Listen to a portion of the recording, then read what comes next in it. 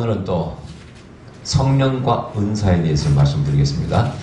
성령과 은사가 우선 우리에게 도움이 될까? 자, 목회자에게는 목회의 도구입니다. 그렇죠? 이 군사가 전쟁터에 싸우러 나갈 때는 총이 무기가 있어야 되는 것처럼 사역자에게는 이 은사가 무기죠. 병자에게 가서 병자를 고치면은 그 병자를 고치는 걸 통해서 복음 전파되고, 또 예언자는 답답한 사람들, 알 길을 몰라서 이렇게 방황하는 사람들에게 알 길을, 가는 길을 제시해주고, 이런 걸 통해서 복음을 전하게 되는 것이죠. 또 성도 자신들에게는 솔직히 답답한 문제가 생겼을 때 어떻게 해결하느냐. 자, 사실인지는 모르겠습니다만 크리스찬 가운데 3분의 1 정도가 점집을 다녀와 본 경험이 있다. 뭐 그런 통계가 있다고 그래요. 사실 그랬는 건 모르겠는데, 그러나 정말 우리 교회 왔던 어떤 그것도 목사님의 연님이, 집사가 심지어 내령부까지 같은 친구 집사하고 받았다고 자백을 했지 않습니까? 그리고 보면은 왜 그랬을까? 측은하긴 하죠. 삶에 또 문제가 생겼을 때 이 문제를 어떻게 해결할 것인가? 그래서 종교가 우리에게, 신학이 우리에게 도움을 줘야 됩니다. 아멘? 아무런 도움이 안 된다. 마귀는 믿기만 해라. 천국은 존재한다. 심판 뭘 피해라. 자, 이것은요, 제가 볼 때 이것은 사교입니다. 사교. 아무런 현세에 도움이 안 되는 종교, 사교라. 그건 엉터리라, 가짜라, 그런 얘기입니다. 그래서는 항상 강조하는 얘기, 자기가 믿는 종교의 신을 즉 체험할 수 없는 종교는 사기다, 가짜다. 몰라, 제가 너무 강하게 말하는 겁니까? 사실 그렇지 않습니까? 우리는 맨날 하나님 살아계신다, 역사하신다, 우리를 도와주신다, 입버릇처럼 얘기하고, 설교자들이 입버릇처럼 얘기합니다. 그거 어떻게 돕냐, 이게 현실적으로. 그 돕는 건 능력이죠, 그죠?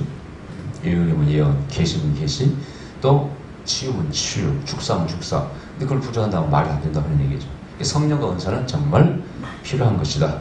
자, 원종수 박사의 결혼 조건이 참 재밌어요. 간직을 제가 직접 들어봤는데, 자기 배우자는 어떤 사람이냐? 방어를 할 줄 알아야 된다.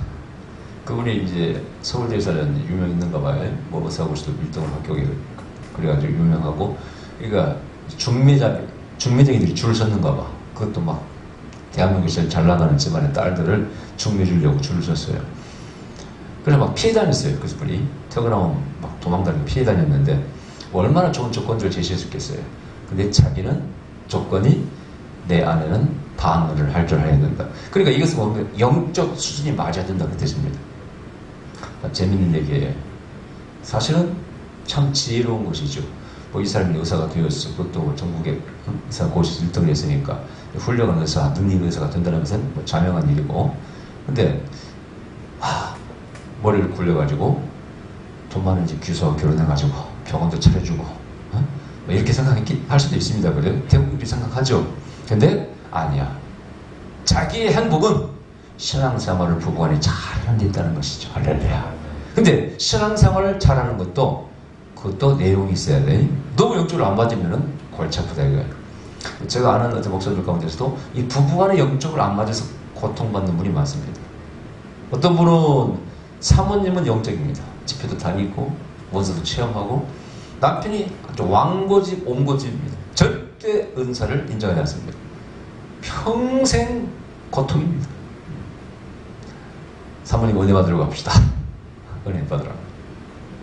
그런 것들, 문제가 신학적, 당신 신앙은 문제가 있어. 이렇게 공격해야 되니까. 심지어는 이런 분도 있어요. 그분은 참 제가 볼 때 안타까운 분이에요. 남편이 탁구를 좋아해요. 제가 한번 말씀드리는 거 모르겠다. 월요일 탁구, 화요일 탁구, 수요일 이제 예배는 드리겠죠. 또 목요일 탁구. 일주일에 한 번은 또 전국 대회를 나갑니다. 하여튼 탁구로 일주일이 지나가. 거기다 또 친구분들이 놀러와. 목사님들이 그래서 탁구장을 만들어 놓고 쳐. 밥 해대야 돼. 때는 고기도 구워줘야 돼. 성도는 없어. 어떻게 목사냐 물었더니 자기가 경제적인 능력이 있어서 이렇게 생활비를 만든다는 거예요. 그래서 여보, 우리도 능력받고, 기대해서 능력받고 교회도 부흥시켜 봅시다. 한마디 했다가는 당신은 신앙이 문제라고, 당신은 신학적인 문제라고 이 공격한다는 거예요. 정말 미치겠다는 거예요. 여러분, 성경의 인물들이 바울이나 베드로나 누구를 막론하고, 모세나 뭐 구약의 여호수아 같은 누구를 막론하고 하나님의 능력을 던지면서 직경을 바울도 마찬가지. 이 로마서 15장의 18절 유명한 말씀, 그리스도께서 이방인들을 순종케 하기 위하여 나로 말미암아 말과 그다음에 일이며 표적과 기사의 능력이며 성령의 능력으로 역사하신 것 외에는 내가 감히 말하지 아니하노라. 바울은 우리가 알다시피 공부를 많이 한 사람, 지적인 사람을 알고 있죠. 그러나 전에 말씀드렸죠. 바울이 깨진 것은, 자기의 고집을 버린 것은, 자기의 편견을 버린 것은, 잘못을 깨달은 것은 바로 영적으로 부활하신 예수님을 체험한 다메섹 사건부터, 거기서부터 자기가 변화된 거라고, 그 체험을 통해서. 그러니까 그런 사람을 박살낸 것은 바로 성령의 불방망이라. 아멘. 아멘. 그리고 오늘 은사가 왜 필요하지 않겠습니까? 과하게 찌든 사람들, 현대신학에 찌든 사람들, 뭘로 우리가 그 사람들을 회심케 하겠습니까? 강력한 성령의 불이 필요하다, 그런 얘기입니다. 자, 미국의 욕 가운데 성령 받지 말고 목회나 해라, 이 말씀 소개드렸죠. 참 재밌어요. 야, 이놈아! 말 안 들으니까 아들이, 나는 성령 받지 말고 목회나 해라, 이놈아! 그게 욕이라는 거야. 진짜 여기 있나 우리들 떠버리더라고, 어떤 사람은. 자, 성령 받지 않고 목회한다는 게 이게 무슨 의미가 있을까요? 목회자는 압니다. 설교 준비, 새벽에 설교해야 되고, 매일 수요 설교, 주일날도 설교, 개척교 하는 사람들은 혼자 다 해야 됩니다. 근데 설교 준비가 쉽습니까? 또 신방감, 실방 설교. 제가 옛날에 첫 목회자가 나온 적이 있다고 했잖아요. 현풍 구지면에 있는. 드디어 이제 그 나원자촌은 한번 선거와 마찬가지죠. 한 동네에서 110 가구가 사니까 그 가정을 다 신방을 해야 돼. 하루에 마쳐야 돼. 전사 때 첫 경험 아닙니까? 첫. 그러니까 이제 이 집에 가서 뭘 찾아야 될지 고민인 거예요. 카드로 다 썼습니다. 미리 준비를. 자, 여기는 찬송을 뭐 부르고, 본문을 뭐 적어놓고, 그 다음에 또 찬송 적어놓고, 그래가지고 카드를 20몇 개를 다 만들어가지고 신방할 때마다 그거 보면서 신방한다 해서 하루에 다 해야 되니까. 근데 이제 성령을 받고 은사가 열렸어. 대표적인 제가 이제 처음에 미국 갔을 때, 그때 아틀란타에서 막 저를 초청하고, 막 집집마다 신방 가서 예언해주고 할 때, 그때 뭐 그 사람들 알 게 뭐야, 제가. 처음 만난 사람들. 뭐 얼굴도 본 적이 없죠. 그 집사님 안내해서, 어려 집사님 갑시다. 그럼 가는 거예요. 그 집 앞에서 기도하는 거예요. 주여, 이 가정에 대해서 말씀하여 주시옵소서. 그러면 그 주제와 본문을 주십니다. 한 번은 잠언에 있는 말씀, 뭐, 교만은 패망의 선봉이요. 이 말씀을 주셔가지고, 이 말씀을 사람들 상처받는 거 아니야? 이거? 에라 모르겠다.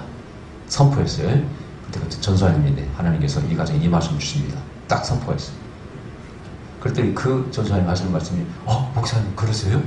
사실 제가 정초에 기도하다가 받은 말씀이 바로 그 말씀입니다. 그러더라고요. 그래가지고 제가 휴 살았다 그런 적이 있고, 또 한 번 어느 그 미국에는 우체국이 정부에 사는 게 아니에요. 개인의 사업입니다. 이렇게 우체국이 그걸 하는 분인데 사업이 안 된다는 거예요, 장사가. 그래서 그 담임 목사님이 이제 부흥회를 그렇게 했는데 저보고 신방역 가자고 그러는 거예요. 전혀 모르죠, 그 집에 대해서. 그래서 딱 그 집 앞에서도 기도해주시는 이가 되면 무슨 말씀을 전할까 했더니 제가 기억은 안 합니다만 본문이 부부간에 서로 하나가 됩니다. 그래야 복이 많다. 그런 말씀 주셨어요. 그래서 그 말씀을 딱 전했어요. 그랬더니 그 부부가 나중에 말씀 끝난 다음에 깜짝 놀래요. 야, 진짜 예언자 목사님 다르시네요. 그래, 왜요? 그랬더니 보통 목사님들 오시면 전부 다 나중에 전부 다 장대하리라 어쩌고 이런 다 축복의 말씀을 주시는데 어떻게 자기 부부의 문제를 딱 말씀을 주시는 애가요. 그러면서 하시는 말씀이 그분이 사실 지금 그때 아들이 보니까 머리에 노랑물 들고 있더라고요. 이 아들이 좀 가출했다가 좀 인자 막 들어왔대. 우리 집안의 문제라는 거예요.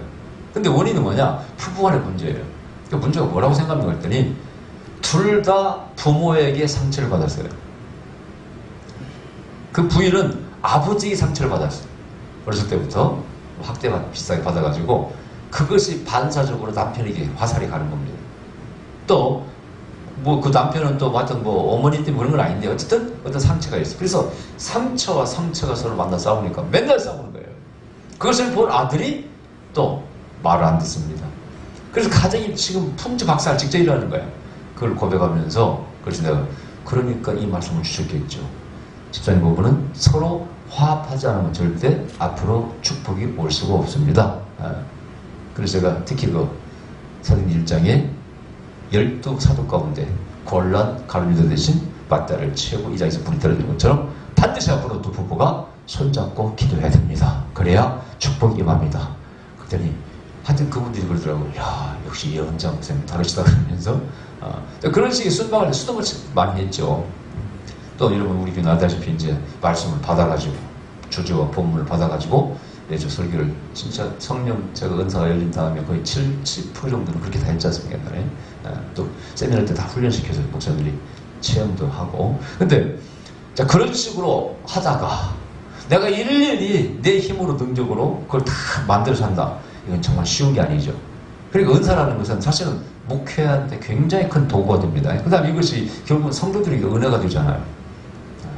전에 우리 교회도 마찬가지죠. 신방 갔을 때 성령께서 그 말씀 전하고 딱 예언했을 때 너는 다시는 내 앞에서 일을 하지 않겠다는 말을 하지 말라. 내가 딱 예언했습니다. 그러자 아시죠? 무릎 꿇고는 눈물 흘리며 잘못했다고 우리 예집사가 그랬잖아요. 근데 그 신방 가기 전에 바로 직전에 부부간에 그 얘기했대. 임신도 했으니까 이제 교회 학교 교사 좀 쉬겠다고 얘기하겠다고 신방 오시면은 그 얘기를 했는데 가서 제가 그 말씀을 선포하니까 완전히 놀래가지고 눈물 흘리고 회개하고 있지 않습니까? 그런 일들이 막 생기는 것이죠.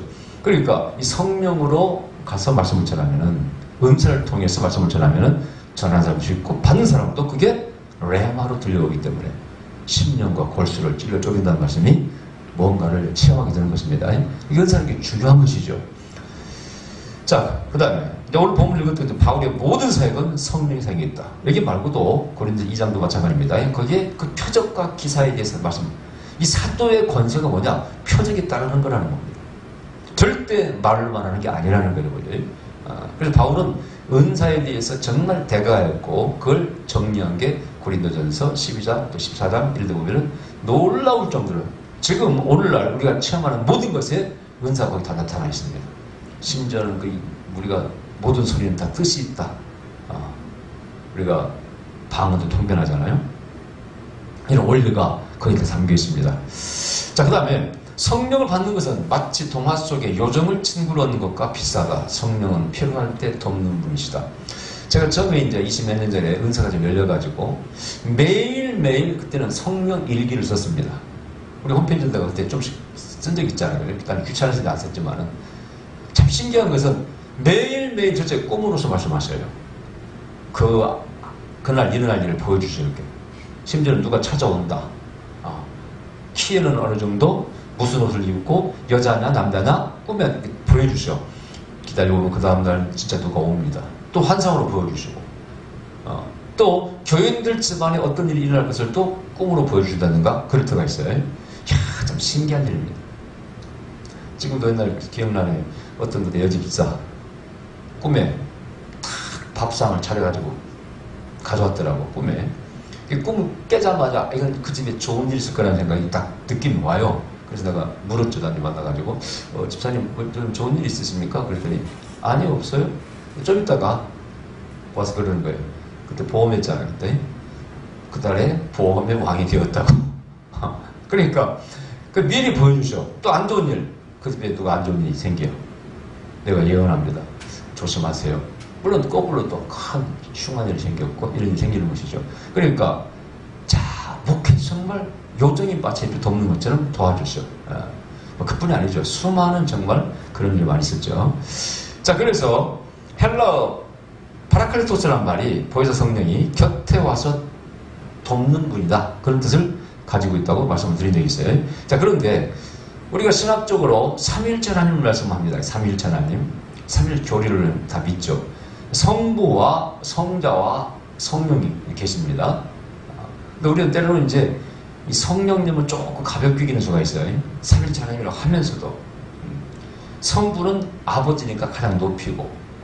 근데 우리가 신학적으로 설명할 때 성부와 성자와 성령은 품성과 인격과 능력과 모든 그 본질이 똑같다고 우리가 얘기하죠, 그죠? 그러니까 우리는 똑같은 경외를 올려드려야 돼, 그죠? 경외를 올려드리고 높여야 됩니다. 자, 그런데 재밌는 것은 성부의 고유명사가 뭡니까? 이름이 줄기에서는 야훼라 그래. 뭐 여호와로 하고 뭐 여러 가지 부르는 말이 있습니다만은 어쨌든 야훼라 그래. 근데 그 뜻이 뭐라고요? 스스로 존재하는 자다. 이런 의미를 가지고 있어요.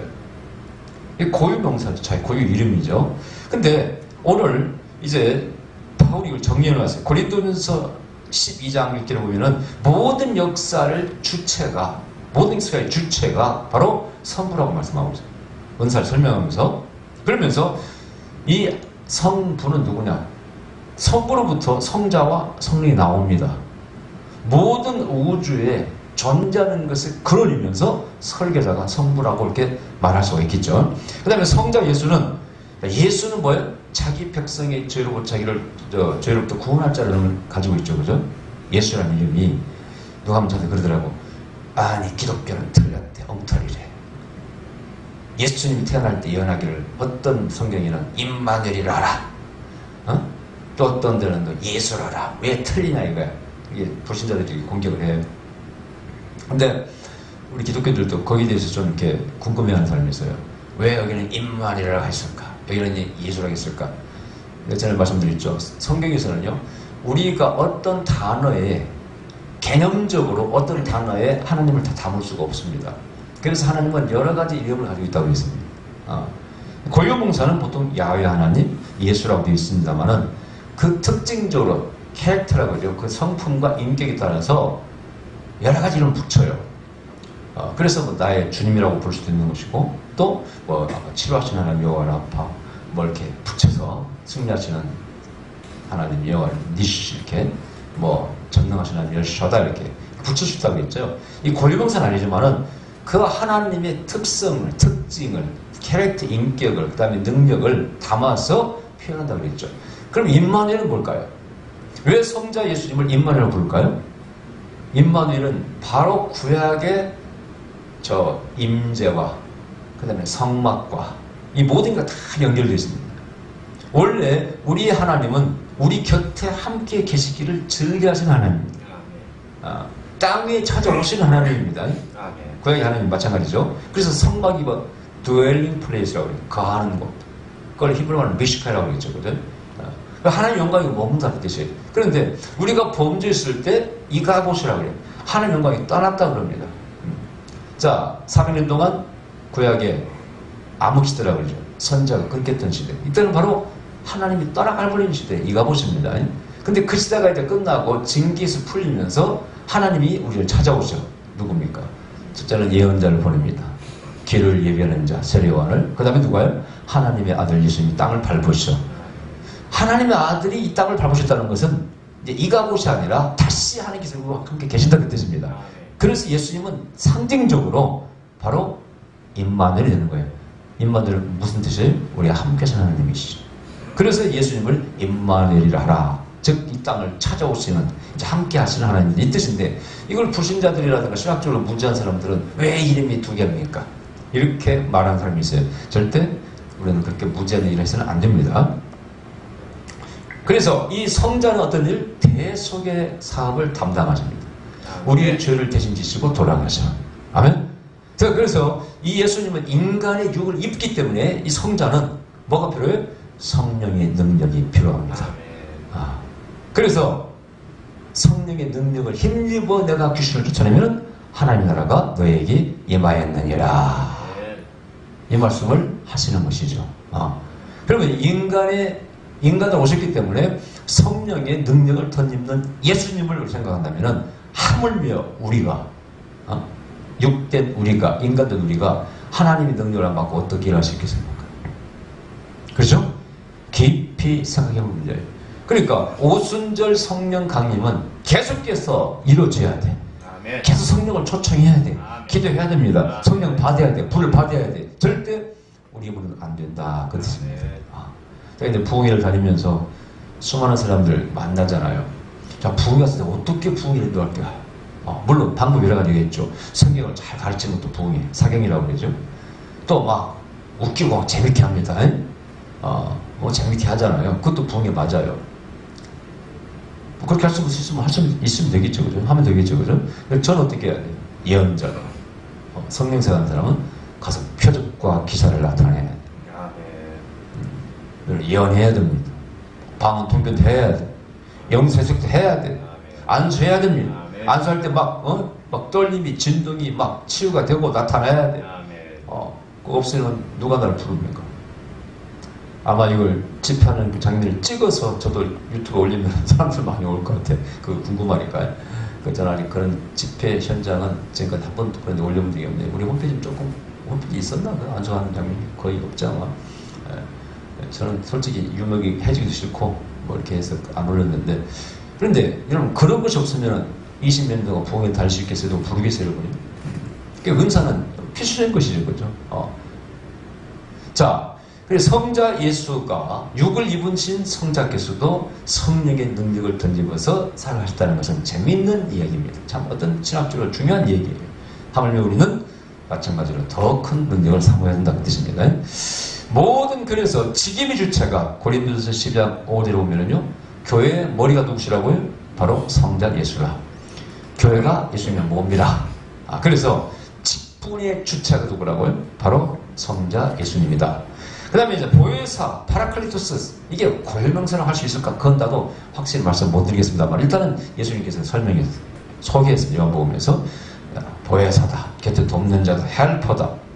근데 이제 고린도전서 12장 4절에 모든 은사의 주체는 누구라고? 직임의 주체는 성자 예수, 모든 것의 설계자, 역사의 주체는 성 하나님, 바울은 설명했어요. 은사의 주체는 성령님이시다. 각 사람에게 은사를 성령께서 나눠주신다고 딱 정리했습니다. 그래서 능력 받으려면 다른 거 없어요. 성령 충만해야 됩니다. 물론 성령님은 성부와 성자로부터 나온다고 요한복음 정리를 딱 해놨어요. 이렇게. 그러나 어쨌든 그 은사를 우리에게 부어주시는 분은 성령님이라는 거예요. 자, 이것을 이제 이론적으로 다 알고 있잖아요. 근데 여러분, 체험이 아니고서는 정말 모릅니다. 저도 수많은 세미나 하면서, 성령 세미나 하면서, 또 집회 현장에서 진짜 이걸 많이 느낍니다. 야, 성령께서 부어주신다. 많은 분이 와서 그래, 목사님, 어떻게 하면 저도 목사님처럼 예언할 수 있겠습니까? 능력 받을 수 있겠습니까? 물어요. 저한테 막 꼭꼭 눌러서 안수해주세요. 뭐 진하게 안수해주세요. 그런 분이 참 많습니다. 많은데 저는 그때마다 답답해, 제 마음이. 왜? 제 마음대로 은사를 줄 수 있다면 얼마나 좋을까요? 제 마음대로 은사를 막 나눠줄 수 있으면 얼마나 좋을까? 은사를 제가 막 돈 받고 팔면 얼마나 좋을까? 어떤 사람은 그런 사람이 있어요. 하여튼 뭐 얼마 헌금하면 은사를 열린다고 그런 사람이 있는데 100% 뻥 사기꾼입니다. 심지어는 어떤 A라는 사람이 은사를 빼가지고 B라는 사람을 집어넣는다는 사기꾼들이 전국에 몇 명 있는가 봐요. 100% 사기꾼입니다. 그런 데 가면 안 됩니다. 그것은 성경을 전적으로 부정하는 지금 하나님이 되는 거예요, 여러분요. 물론 어떤 사람이 안수를 진하게 하고 물론 이렇게 해줄 수 있어요. 그 다음에 많이 안수 받으면은 기름 부음이 많이 임하게 되고 충만하게 되면은 은사가 좀 빨리 나타나면 당연한 것입니다. 그러나 그것을 절대 내 마음대로는 안 되더라. 제가 체험한 것 중에 저는 예언사역이 강하고, 예를 들어 뭐 축복의 그런 전형의 기름 부음 이렇게 은사 두 가지를 많이 다녔죠. 물론 방언 통변도 하고 또 영세색도 하고 이런 데 은사가 좀 다녔습니다만은, 근데 제가 치유는 저는 늘 말씀드렸죠. 드문드문 나타나고, 그 다음에 저는 한 번도 죽은 자를 살려본 경험이 없다고 말씀드렸습니다. 근데 또 저도 암 환자, 뭐 자기가 암이 뭐 무슨 그런 병원에서 진단 받아가지고 왔는데 안수받고 나왔다고 하는 분이 있긴 있지만은, 저는 개인적으로 그것이 저한테 안수받고 나왔다고 저는 믿음이 안 간다고 말씀드렸죠. 근데 희한한 것은 저한테 안수받은 분이 여기 와서 저기야, 저쪽 어디 사람, 그 여자 전사님인데 안수받고 갔습니다. 근데 재밌는 것은 제가 그쪽에 부흥회를 갔더니 그분이 찾아와서 식사를 대접하겠다는 거예요. 저는 기억이 안 나요. 사실은 제가 목사님께 그때 갔던 적이 있습니다. 그리고 그때 안수받고 집에 갔더니 자기의 속옷이 누렇게 타버렸더라는 거예요. 노랗게 탔다는 사람이 그 사람하고 또 있었는데, 어쨌든 저는 기억도 안 나죠. 탔는데, 내가 물었습니다. 그럼 그 뒤에 어떤 변화가 있었습니까? 물었더니, 그 뒤부터 안수하면 암이 낫기 시작했습니다. 그래서 암 환자가 계속 몰려들어가지고, 제가 목사님께서 꼭 식사를 대접하고 싶었는데, 못했고, 가까이 오신다고 해서 제가 왔습니다. 안양, 평촌. 그래서 식사를 대접한 적이 있어요. 저는 그때 좀 희한하더라고요. 아니, 나는 암 환자면 뭐 치료해본 적도 없고 말이지. 그런데 어떻게 이분은 나한테 안수받고 속옷이 이렇게 탈 정도로 불이 강하게 임해가지고 암을 치료하는 능력이 임해가지고 그렇게 쓰임받는가. 그때 정답이 이게 바로 은사는 성령께서 나눠주신다. 아멘. 또 전에도 한번 어떤 부부, 그 부부는 부흥사, 제가 예언했죠. 부흥사라고 쓰임받을 기라고 해가지고 부부가 계속 부흥회를 다니는 분이 있어요. 그분이 가는 곳마다 이제 어디서 은사를 받았습니까? 물어보면 꼭 저한테 받았다고 해가지고 제 세미나에 그분이 소개해서 여러분이 오시고 그랬는데, 그때 그분도 마찬가지죠. 순종했을 때 가서 아내에게, 사모님에게 무릎 꿇고 사죄하세요. 좀 상처 준 게 있어서 이걸 순종했지 않습니까? 꽃다발을 들고 정말 가서 무릎 꿇고 사죄했는데, 그 순종을 보시고 하나님께서 능력 주셔가지고 드디어 그 당시 세미나가 월요일부터 목요일까지 하셨습니까? 목요일 끝나고 가서 이제 아내에게, 사모에게 사죄했어요. 무릎 꿇고 눈물을 흘리면서 순종을 잘했죠. 드디어 금요일날 철야 때 이분이, 목사님 편이 그래요. 자기가 딱 설교하러 걸어 나오는데요, 교인들이 좌우로 다 쓰러져 버렸다. 그래가지고 교인들이 난리가 났대. 도대체 우리 목사님 일주일 새에 어떻게 이렇게 무슨 변화가 있나, 왜 이렇게 이런 일이 생겼냐. 그래가지고 막 또 어디 갔다 오신 거 아니냐, 막 교인들 수근수근 하더래요. 하여튼 그때부터 능력이 나타나가지고 그 사모님은 예언하시고 목사님하고 부흥을 다니기 시작했습니다. 그분도 마찬가지야. 또 자기가 또 자기 성도를 안수했더니 속옷이 또 이렇게 타버렸어요. 그뿐이 아니에요. 여러 가지 현상이 나타날 때마다 전화해가지고 목사님 이건 뭡니까? 물은 적이 있어요. 자, 그때 보세요. 제가 그분에게 안수해가지고, 물론 여기서 뭐 좀 떨리고 쓰러지고 하는 건 다 있었지만은, 그러나 그렇게 뭐 은사가 확 나타나는 건 없었어요. 그분이가 순종했을 때 교회 가서 나중에 그 교회 집회에서 나타나기 시작한 거예요. 누가 주신 거예요, 은사를? 100% 성령이 주신 것이지.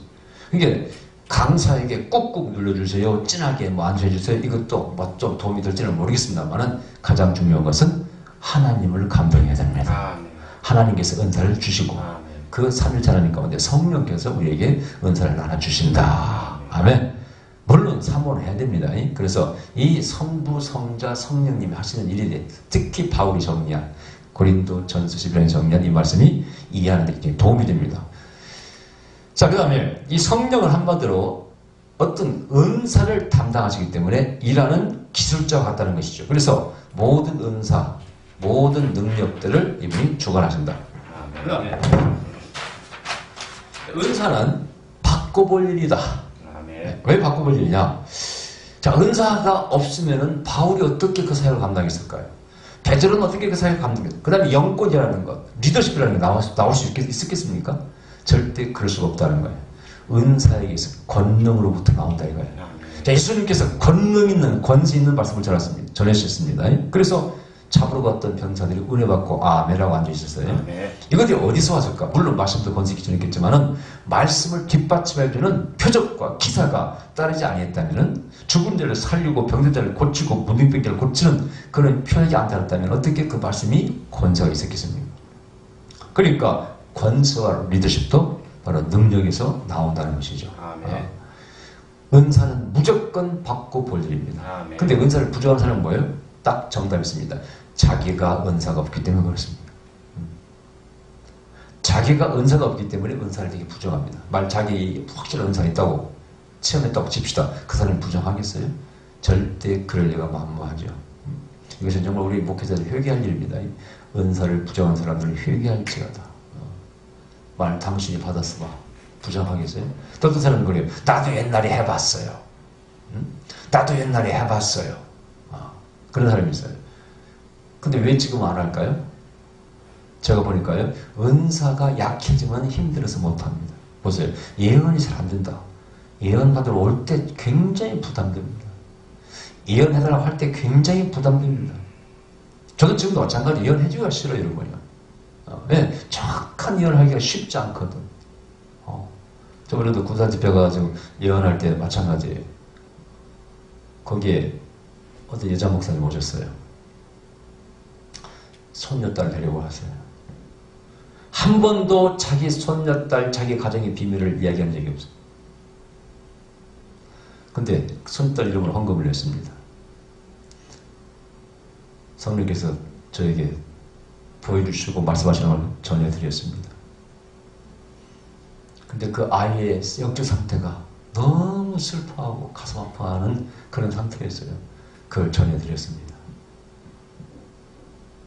그러자 그 목사님이 자기의 모든 가정의 비밀을 실토했습니다. 그러면서 그 예언을 신뢰하게 됐어요. 야, 예언이 이렇네요. 내가 누구한테도 지금까지 아는 사람한테 얘기를 하지 않았습니다. 그러면서 아이의 엄마의 부모에 대한 얘기를 하시더라고요. 그래서 그것이 사실로 드러나고 그런 내용들이 뭐 그 부분이 아니죠. 딱딱 드러나니까 거기서 뭐가 생기는 거예요? 영권이 생기는 거예요. 말이 힘이 있게 된 것입니다. 힘있게 말씀을 전할 수 있는 것입니다. 여러분 집회 갔을 때 예를 들죠. 뭐 자주 제가 옛날 제가 준비 현장 많이 있잖아요. 그때 뭐 한 2,000명 이렇게 오잖아요. 장축회관에. 뭐 10,000명원들. 여러분 딱 찍어서 예언하는 거 몇 사람 해주잖아요. 저 2층에 있는 저 파란 옷 입은 사람 일어나세요. 1층에 저기 저 노란 옷 입은 일어나세요. 누군지도 모르죠. 성령 주신 말씀 탁탁 예언합니다. 그 가운데 여러분 제가 전에 그 아들을 잃고 애기 나갈 수 있는 형편이 안 되어가지고 그랬던 목사님 부부가 그때 자녀를 주십니다. 앞으로 예언했을 때 정말 딸을 낳았다고 얘기했잖아요. 예. 수천 명 있다 할지라도요 영권이 팍 잡힙니다. 진짜. 그 몇 사람 딱딱 찍어서 예언해주면요 확 잡혀요. 또 봉인도 마찬가지예요. 봉인 때 딱 분위기 잡으면요 딱 가자마자 첫 시간에 딱딱 몇 사람 찍어서 탁탁 예언해주면요 그 집회는 분위기가 영적으로 영권이 있어서 딱 잡히는 것이죠. 그러니까 이 집회 사역이라든가 모든 일에 굉장히 은사는 정말 필요한 것이고 또 실질적인 도움을 줄 수가 있지 않습니까?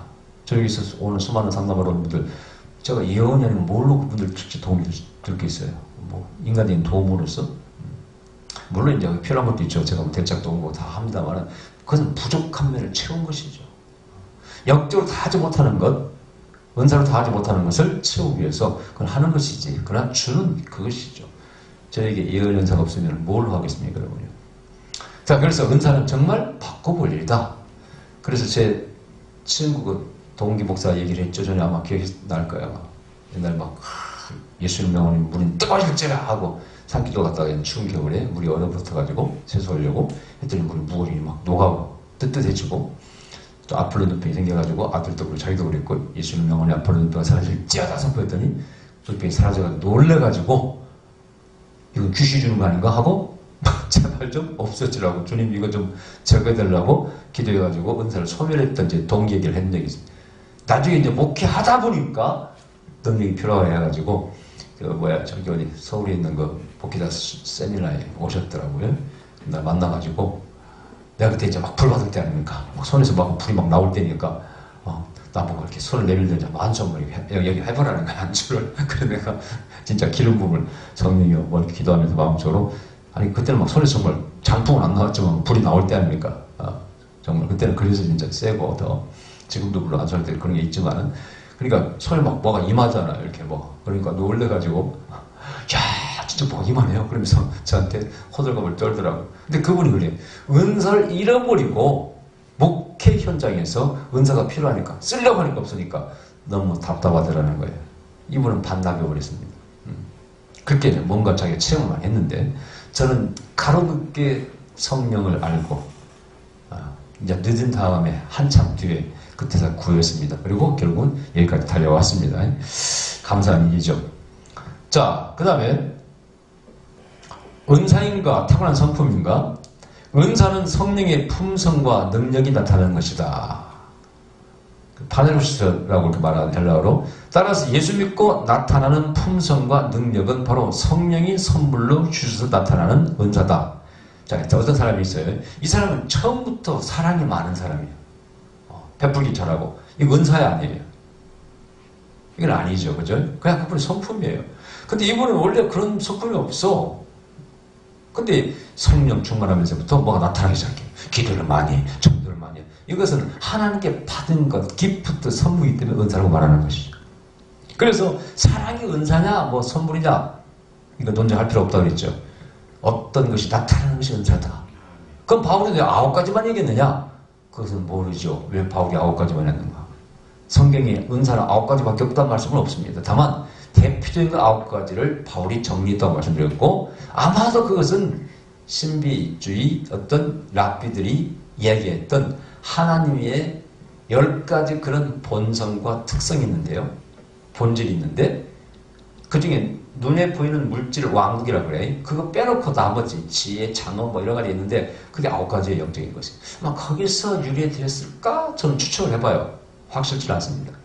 이것도 사실은 요즘 뒤에 한참 뒤에 정리된 거기 때문에 맞는지는 모르겠는데 9가지 구라는 수가, 은사도 9가지, 선물도 9가지가 분명히 자기들이 쓰는 숫자가 있었을 거예요. 12도 아니고 뭐 14도 아니고 10도 아니고. 그래서 아마 저는 그렇게 생각합니다. 하나님의 품성, 그게 바로 생명발과 연결되어 있는데 그렇지 않을까 추측을 해보는 것이죠. 자, 그래서 은사는 9가지만 있는 게 아니라 없는 것을 성령이 임해서 우리에게 부어줄 때 받은 것을 은사라고 한다. 이렇게 정리하면 논쟁할 거리가 없더라는 얘기입니다. 그 다음에 일반적으로 받는 은사도 많이 있죠. 잘 구별되지 않는 것이죠. 이런 것은 바울은 다 뺐습니다. 그리고 9가지는 흉내낼 수 없는 것을 다 적은 것이죠. 방언 흉내낼 수 없는 것이죠. 예언 마찬가지죠. 기적, 믿음의 능력도 마찬가지죠. 전부 다 흉내낼 수 없는 특별한 것을 9가지를 정리한 것이지 모든 은사를 정리한 것은 아닙니다. 자, 그래서 9가지 은사를 좀 살펴보는데 이건 다음 시간에 하겠습니다. 어쨌든 오늘 핵심은 뭐냐? 성령의 은사는 받고 볼 일이다 하면 좋은 것이다. 기도드립시다.